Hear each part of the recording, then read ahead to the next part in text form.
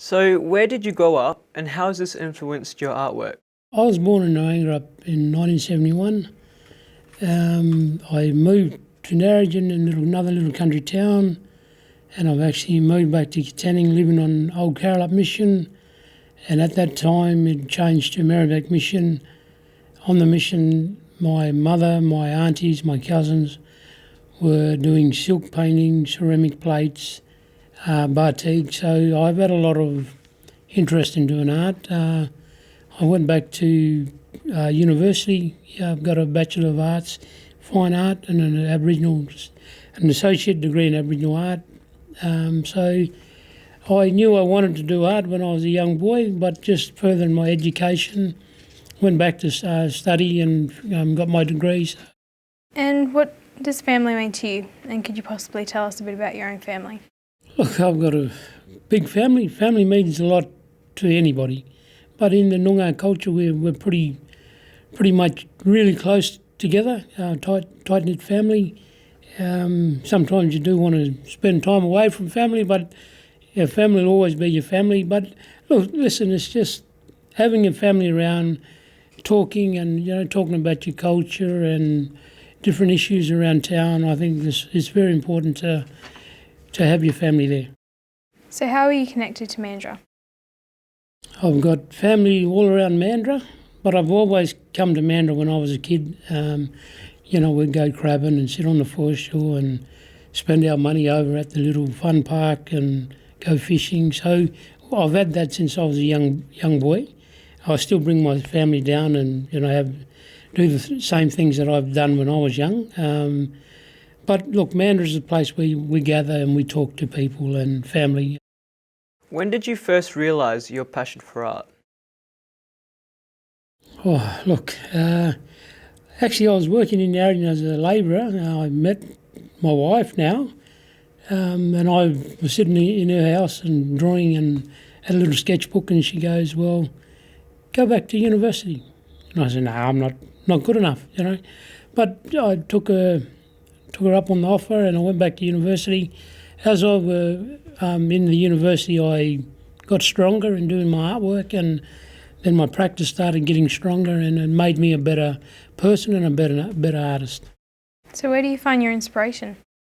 Sometimes I find from my wife. We talk every night, and just I find it from my son as well. He's an artist, and we compare our drawings and we talk and what we can do a little bit better and change our style. So as an artist, I paint the contemporary blue wrens at the moment, but I've passed that to my son now. He's trying to paint the bluebird, but that's something I'm passing to him. So he's enjoying it. I'm enjoying it, teaching him what I know. How old were you when you sold your first piece of artwork, and what was it of? I was 25 when I went back to university. It was pastel turtles. I sold it for $500, and I thought I should have got more, but just starting as an artist, you price your work right. You don't overprice it. That's the things you'll learn when you go to university, and as an artist, you'll definitely know what your work is worth. So, how would you describe your style of artwork, and how was it developed over the years? well, I would say from the Noongar side of things, I can do canvases, I can do paper, but that's more of a dot paintings. But I don't really do dot paintings. I do a lot of line work. Then you've got the contemporary side of things where I paint the blue wrens, and that's my Aboriginal totem. The Noongar word for that is chiriga, and that's the stories I've been passed down from my father. He's deceased. So we've had a lot of conversations. I've taped him on video, and I've known his life story, but it's passed to me. So that's my job to pass on to my grandkids and years to come, and to my son. That I hope he'll pass it on to his family. And yeah. Do you have any hobbies outside of painting? Look, I love footy. I love any sport. I just love watching people play sport, Indigenous people. I like to talk to them after the games and, really get how they felt. And I do a lot of coaching, which we have the Nicky Winmar down here every year, so I'm involved with that. But I just love being around young kids with their sporting abilities. And Do you have a favourite piece of artwork, and if so, what is it of? I would say my favourite piece of artwork is a sculpture at Fiona Stanley Hospital. It's a 13.5 metre long eel made out of steel, running through 21 reeds with slump glass on top. It was my first big sculpture. It's something I love doing. I love, just bringing it together on a piece of paper and making it come to life. I think that's probably my best. How did you come to be involved in the Yaburgurt project, and what does it mean to you? Been involved in the art source, and they gave me a call and said, look, there's another commission coming up in Mandurah. So I filled out the paperwork and stuff. Being an artist, I think we put ourselves out there with every commission. Look, it's a big project, and I think I really love telling the story of Indigenous or Noongar people in sculpture form. Can you please tell us more about your artwork and what it looks like? Well, first we started off with a circle. So what we've on the bottom, it's going to be a steel dome.